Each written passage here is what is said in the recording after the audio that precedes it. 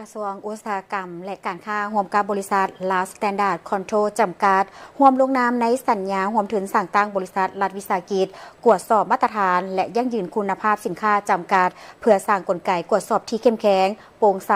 และรับประกันความปลอดภัยให้กับผู้สมใช้ภายใน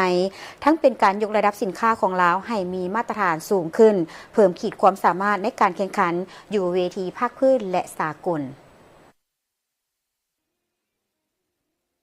เพื่อแก้ไขปัญหาสินค้าที่บ่มีคุณภาพไหลเข้าสู่ท้องตลาดและปกป้องสิทธิผลประโยชน์ของผู้สวมใช้พร้อมทั้งยกระดับผลิตภัณฑ์ของลาวให้มีมาตรฐานสูงขึ้นตอนเช้าวันที่24กรกฎาคมปี2026กระทรวงอุตสาหกรรมและการค้าได้ร่วมกับบริษัท Last Standard Control จำกัดได้จัดพิธีเซ็นสัญญาร่วมทุนสร้างตั้งบริษัทรัฐวิสาหกิจกวดสอบมาตรฐานและยั่งยืนคุณภาพสินค้าจำกัดขึ้นอย่างเป็นทางการการสร้างตั้งบริษัทดังกล่าวถือเป็นกลไกบุริมสิทธิ์ที่จำเป็นในการสร้างความเชื่อมั่นให้กับสินค้า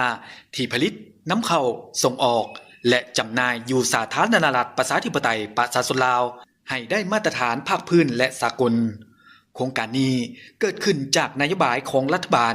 และความเรียกร้องต้องการของสังคมเนื่องจากระยะผ่านมาผู้สวมใช้ได้มีการร้องเรียนผ่านสายด่วนเกี่ยวกับการนำเข้าและจำหน่ายสินค้าที่มีคุณภาพต่ำการร่วมทุนในครั้งนี้จึงเป็นการร่วมมืออย่างหัดแน่นระหว่างภาครัฐที่ถือหุ้น51ส่วนห้อยและบริษัทเอกชนถือหุ้น49ส่วนห้อยบริษัทรัฐวิสาหกิจกวดสอบมาตรฐานและยั่งยืนคุณภาพสินค้าจำกัดจะเน้นใส่การพัฒนาเทคโนโลยีระบบเทคนิคและห้องทดลองให้มีความทันสมัยได้รับการรับรองตามมาตรฐานสากลทั้งนี้ก็เพื่อรับประกันว่าสินค้าที่จำหน่ายในท้องตลาดต้องมีความปลอดภัยเพิ่มประสิทธิภาพในการเก็บรายรับเข้างบประมาณลดพรการหัวไหลพร้อมทั้งเพิ่มมูลค่าและขยายโอกาสการแข่งขันของสินค้าลาวออกสู่เวทีสากลด้านของประกอบกงจักรการจัดตั้งสภาบริหารประกอบมี5ทานโดยมีต่างหน้าจากฝ่ายรัฐเป็นประธานส่วนคณะอำนวยการมี3ทานโดยแม่นทานอุทันไตรฤทธิดำรงตำแหน่งเป็นผู้อำนวยการรัฐวิสาหกิจและมีห้องผู้อำนวยการ2ทานต่างหน้าให้กระทรวงอุตสาหกรรมและการค้า